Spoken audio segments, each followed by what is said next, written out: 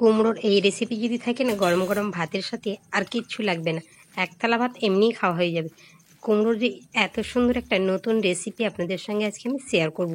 খুবই অল্প উপকরণ দিয়ে আর খুব চটজলদি বানানো হয়ে যায়। যারা কোনোদিন কুমড়ো খায় না, এইভাবে একবার বানিয়ে দেখুন, তারাও কিন্তু আঙুল চেটে পুটে খাবে, এতটাই সুন্দর হয় এই কুমড়োর এই রেসিপিটা। নমস্কার বন্ধুরা, এসবি কুক অ্যান্ড ব্লগে আপনাদের সবাইকে আবারও একটা নতুন পর্ব দেখার জন্য স্বাগত জানাই। আজকে আমি কুমড়ো আর মসুর ডাল দিয়ে একটা অসাধারণ রেসিপি আপনাদের সঙ্গে শেয়ার করব।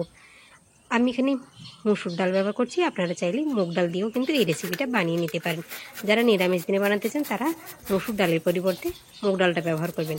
আর পেঁয়াজ রসুনটাকে বাদ দিয়ে আর বাদ বাকি যে মশলা আছে সেটা দিয়ে আপনারা করে নিতে পারবেন। আমি এখানে কুমড়োর খোসাটাকে ভালো করে ছাড়িয়ে নিয়েছি, একটু পুরো করে ছাড়িয়ে নিয়েছি, দিয়ে এভাবে গ্রেটার দিয়ে গ্রেট করে নিচ্ছি। আপনারা যদি মিক্সিতে পেস্ট করতে চান সেক্ষেত্রে কী হবে, জলের পরিমাণটা একটু বেশি থেকে যাবে, তখন বেসনটা একটু বেশি দিতে হবে। আমি এইভাবে করে ঝুরো ঝুরো করে গ্রেট করে নিয়েছি। গ্রেট করে নেওয়ার পর এর থেকে আমি এক্সট্রা জলটাকে কিন্তু চেপে বের করে নেব। কুমড়োর মধ্যে জল থাকলে কিন্তু রেসিপিটা মোটেই খেতে ভালো লাগবে না, একদম প্যাচপ্যাচে হয়ে যাবে। দেখুন এইভাবে চেপে চেপে জলটাকে খুব ভালো করে বের করে নিতে হবে। আমি পুরো কুমড়োর থেকে জলটাকে ভালো করে একদম বের করে নিচ্ছি। দেখুন এইভাবে চেপে চেপে প্রচুর জল বেরোবে কুমড়ো থেকে, এটাকে আলাদা করে নিতে হবে। আর এদিকে মসুর ডালটা আমি আধ ঘন্টা আগে ভিজিয়ে রেখেছিলাম, সেটাকে মিক্সির জারের মধ্যে দিয়ে দিচ্ছি। মিক্সিং জারের মধ্যে এটাকে দিয়ে একদম মিহি পেস্ট বানিয়ে নেব। আপনারা চাইলে এটা শিলনোড়াতেও পেস্ট করে নিতে পারেন। এর মধ্যে দিয়ে দেবো আমি একটা পেঁয়াজ 4 ফালি করে নিয়েছি, দিচ্ছি 2টো কাঁচা লঙ্কা, ঝালটা আপনারা যেমন খাবেন সেই হিসেবেই ঝালটা আপনারা এখানে ব্যবহার করবেন। আর একটু আদা আর কয়েক কোয়া রসুন দিয়ে একদম মিহি করে বেটে নেব। এদিকে আমি কুমড়োটাকে জলটা ঝাড়িয়ে নিয়ে হাজির হয়ে গেছি, আবার এদিকে মসুর ডালটাকেও বেটে নিয়েছি। একসঙ্গে দিয়ে দিলাম আমি ডাল বাটাটা। যেহেতু এর মধ্যে পেঁয়াজ রসুন দেওয়া আছে, আদাও দেওয়া আছে, আর খুব বেশি মশলা এখানে লাগবে না।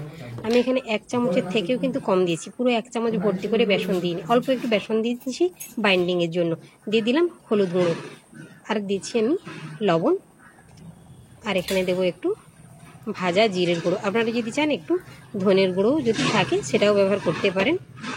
আমি এখানে অল্প ভাজা জিরের গুঁড়ো দিয়েছি, দিয়ে সব কিছুকে খুব ভালো করে একদম হাত দিয়ে মেখে নিতে হবে। এভাবে করে পুরো কুমড়োটাকে ভালো করে মাখিয়ে নিতে হবে।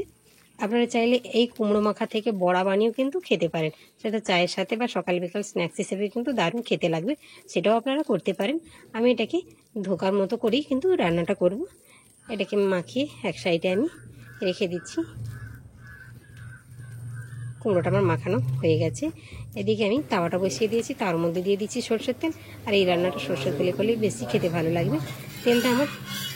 তেলটা আমার গরম হয়ে গেছে। তাওয়াটাও খুব ভালো মতো করে কিন্তু গরম করে নিতে হবে, তাওয়া ঠান্ডা থাকলে কিন্তু হবে না। এবার আমি যে কুমড়োর ব্যাটাটা তৈরি করেছি সেটাকে এইভাবে দিয়ে ছড়িয়ে দেবো, সমান করে চারদিকে সমানভাবে ছড়িয়ে নিতে হবে। এটা খুব বেশি মোটা রাখা যাবে না, খুব বেশি পাতলা করা যাবে না, একটা মিডিয়াম তৈরি করে নিতে হবে। এইভাবে করে পুরো তাওয়াটা আমি ছড়িয়ে নিচ্ছি। হাতে গ্যাসটা কম রেখে কিন্তু এভাবে করে ছড়িয়ে নিতে হবে। সমান করে নিচ্ছি আমি পুরোটা, দেখতে ভালো লাগবে।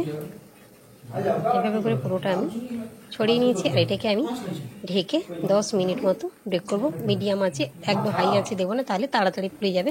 লো টু মিডিয়াম আছে, এটাকে আমি 10 মিনিট ঢেকে বেক করে নেব। 10 মিনিট পর এক পিঠ আমার হয়ে গেছে। এবার আমি থালার মধ্যে নিয়ে নিয়েছি। এবার তাওয়াটা বসিয়ে দিলাম, তার উপরে আবারও একটু সামান্য তেল দিয়ে দেবো। খুব বেশি তেল দেওয়ার দরকার নেই, অল্প তেল দিয়েই হবে। তেল দিয়ে দিয়েছি। এবার আমি তাওয়াটাকে এর মধ্যে উল্টে দিচ্ছি, দিয়ে থালা থেকে এটাকে উল্টে নেব। তাওয়ার মধ্যে উল্টে দিয়েছি, দিয়ে এটাকে আবারও এই পিঠ আমি ঢেকে 10 মিনিটের জন্য হতে দেবো। খুব বেশি সময় দেওয়া যাবে না। আর আঁচ কিন্তু লো টু মিডিয়ামের মধ্যেই থাকবে, হাইতে একদমই দেওয়া যাবে না, তাহলে খুব তাড়াতাড়ি পুড়ে যাবে। দেখুন কত সুন্দরভাবে হয়ে গেছে। আর এটাকে ঠান্ডা করে নেওয়ার পর কিন্তু কেটে নিতে হবে। গরম অবস্থায় কাটতে গেলে একদম ভেঙে চুরে যাবে, সেই জন্য এটাকে খুব ভালো করে ঠান্ডা করে নিতে হবে। আমি ঠান্ডা করে নেওয়ার পর এটাকে পিস পিস করে কেটে নিচ্ছি। আপনারা যেমন শেপ দেবেন সেই হিসাবেই কেটে নেবেন। বরফি কাটতেও পারেন বা চৌকো কেটে নিতে পারেন। আমি চৌকো শেপেই পুরোটাকে কেটে নিচ্ছি। একটু লম্বা করে কাটছি আমি, আপনারা চাইলে ছোটো করেও কেটে নিতে পারেন, যেমন আপনাদের পছন্দ আপনারা সেই হিসাবে কিন্তু এটাকে শেপ দিয়ে বানিয়ে নিতে পারেন। দেখুন আমি এইভাবে করে কেটে নিয়েছি, দেখতেও কিন্তু দারুণ লাগছে। আর এটা কিন্তু এমনিতে ভেজে খেতেও পারেন বা এই অবস্থাতে কিন্তু সুন্দরভাবে খাওয়া যায়, কোনো রকম কোনো সমস্যা নেই। আর এটাকে রান্না করে খেলে আরও ভালো লাগবে খেতে। এদিকে কড়াইতে আমি বেশ খানিকটা সরষের তেল নিয়ে নিয়েছি আর তেলটাকে খুব ভালো করে গরমও করে নিয়েছি। তেল কিন্তু ভালো করে গরম করে নিতে হবে। তারপর এই ধোকাগুলোকে আমি অল্প ভাজবো, ধোকাগুলোকে আমি অল্প অল্প করে ভাজবো, খুব বেশি কড়া করে ভাজবেন। আপনারা না ভাজতে চাইলেও কিন্তু না ভেজেও রান্নাতে ব্যবহার করতে পারবেন, তাতেও কোনো সমস্যা নেই। আমি হালকা একটু ভেজে নিচ্ছি, এপিঠ ওপিঠ উল্টে পাল্টে একটু ভেজে নেব, খুব বেশি সময়টাকে ভাজবো না। ধোকাগুলো দেখুন আমার ভেজে নেওয়া হয়ে গেছে। এবার আমি এগুলোকে তেল ঝরিয়ে তুলে নিচ্ছি। একইভাবে আমি সবগুলোকে একটুখানি করে ভেজে নেব। আমি আবারও বলছি, আপনারা যদি এমনিও ব্যবহার করতে চান তাতেও কিন্তু কোনো সমস্যা নেই। আমি একটু ভেজে নিয়েছি। এবার আমি জিরে, শুকনো লঙ্কা আর একটু গরম মশলা ফোড়ন দিয়ে দিলাম। গোটা গরম মশলা দিয়েছি, এলাচ, লবঙ্গ, দারচিনি। ফোড়নটা ফুটে ওঠা পর্যন্ত একটু অপেক্ষা করুন। ফোড়নটা থেকে খুব সুন্দর একটা গন্ধ ছাড়তে শুরু করেছে। এবার আমি দিয়ে দিচ্ছি একটা বড় সাইজের পেঁয়াজ, সেটাকে আমি কুচি করে রেখেছিলাম, সেটা দিয়ে দিলাম। দিয়ে ভালো করে ভেজে নেব। পেঁয়াজটা যতক্ষণ না ভাজা হচ্ছে ততক্ষণ কিন্তু এইভাবে নাড়তে হবে। পেঁয়াজটাকে আমি লালচে লালচে করে ভেজে নিচ্ছি। পেঁয়াজটা আমার ভেজে নেওয়া হয়ে গেছে। এবার দিয়ে দিলাম আদা আর রসুন বাটা 1 চামচ মতো দিয়ে দিয়েছি। দিয়ে আবারও ভালো করে আদা রসুনটাকে কষে নেবো যতক্ষণ আদা রসুনের কাঁচা গন্ধটা চলে যাচ্ছে। এর ভিতরে আমি কষে নেব। মশলাটা যত কষানো ভালো হবে রান্নার স্বাদ কিন্তু ততই ভালো হবে। এখানে আমি জিরে, ধনে একসঙ্গে বেটে রেখেছিলাম, সেটাও দিয়ে দিলাম। আপনাদের হাতের কাছে গুঁড়ো থাকলে সেটাও আপনারা ব্যবহার করতে পারেন। আমি বাটা মশলাটা দিয়েছি। সব কিছুকে দিয়ে ভালো করে একটু কষে নেব। সব কিছু কাঁচা গন্ধটা যতক্ষণ না চলে যাচ্ছে মশলা, ততক্ষণ কিন্তু আমি ভেজে নিয়েছি। এবার আমি দিয়ে দিচ্ছি অল্প একটু জল। জলটা দিয়েছি মশলাটা যাতে পুড়ে বসে না যায়, সেই জন্য অল্প জল দিয়ে আবারও মশলাটাকে খুব ভালো করে একটু কষে নেব। দিয়ে দিচ্ছি আমি পরিমাণ মতো হলুদের গুঁড়ো,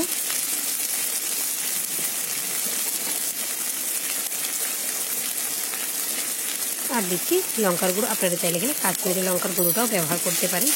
আমি সেখানে ঝালটা ব্যবহার করেছি কাঁচা লঙ্কা, লঙ্কাটা প্রচুর ঝাল, সেই হিসাবে কিন্তু আমি এখানে ঝালটা কমই ব্যবহার করলাম। আপনারা যেমন ঝাল খেতে চাইবেন সেই হিসেবে ঝালটা ব্যবহার করবেন। এখানে একটা আলু আমি কেটে আগে থেকে একটু ভেজে রেখেছিলাম, সেটা দিয়ে দিলাম। দিয়ে মশলার সঙ্গে ভালো করে 2 থেকে 3 মিনিট কষে নিচ্ছি। মশলার সাথে আলুটা আমার ভালো মতো কষানো হয়ে গেছে আর মশলা থেকে তেলটাও ছেড়ে গেছে। এবার আমি দিয়ে দিচ্ছি লবণ। ধোকাতে লবণ দেওয়া আছে আর আলুতে ভাজার সময় লবণ দেওয়া আছে, সেই বুঝেই কিন্তু লবণটা এখানে ব্যবহার করব। লবণ দিয়ে আবার আমি সব কিছুর সাথে লবণটাকে ভালো করে মিশিয়ে নিচ্ছি। মিশিয়ে নেওয়ার পরে দিয়ে দিচ্ছি পরিমাণ মতো জল। বেশ খানিকটা জল দিয়েছি, জলের পরিমাণ একটু বেশি লাগবে কারণ আলুটা সেদ্ধ হবে, তারপর ধোকাগুলো ফোটানো হবে, সেই হিসাবে কিন্তু জলটা এখানে ব্যবহার করবেন। আপনারা ভাত, পরোটা, রুটি যার সাথে খাবেন সেই হিসেবে কিন্তু জল ব্যবহার করবেন। ভাতের সাথে খেতে চাইলে একটু ঝোলের পরিমাণটা বেশি রাখতে হবে, আর রুটি বা পরোটার সঙ্গে খেতে চাইলে ঝোলের পরিমাণটা একটু কম রাখবেন। আলুটা আমার সুন্দর সেদ্ধও হয়ে গেছে। এবার আমি ভেজে রাখা ধোকাগুলোকে দিয়ে দেবো। ধোকাগুলোকে দিয়ে কিন্তু খুব বেশি সময় ফোটানোর প্রয়োজন হবে না, 3 থেকে 4 মিনিট ফুটিয়ে নামিয়ে নিলেই কিন্তু তৈরি হয়ে যাবে আজকে কুমড়োর ধোকা। ধোকাগুলোকে দিয়ে দিয়েছি, দিয়ে আমি একে 4 মিনিট ফোটাবো, খুব বেশি সময় ফোটাবো না, ঘড়ি ধরে 4 থেকে 5 মিনিট ফুটিয়ে নামিয়ে নেব। দেখুন 5 মিনিট পর কত সুন্দর অনেকটাই ঝোল টেনে গেছে। গ্যাসটাকে আমি বন্ধ করে দিচ্ছি, এর উপর থেকে সামান্য ঘি ছড়িয়ে দিয়েছি। এবার এটাকে ঢেকে রেখে দেবো 10 মিনিট। গ্যাস কিন্তু বন্ধ। 10 মিনিট পর ঢাকনা খুলে দেখাচ্ছি আমি কেমন হয়েছে। দেখুন কত সুন্দর লাগছে ধোকাগুলোকে দেখতে। আমার এইরকম নতুন নতুন রেসিপিগুলো যদি আপনাদের ভালো লেগে থাকে তাহলে প্লিজ লাইক, কমেন্ট, শেয়ার করবেন। আর আমার চ্যানেলে নতুন বন্ধু হলে চ্যানেলটিকে অবশ্যই সাবস্ক্রাইব করে পাশে থাকা বেল নোটিফিকেশানটা অন করবেন। দেখা হচ্ছে পরের ভিডিওতে। ভালো থাকুন।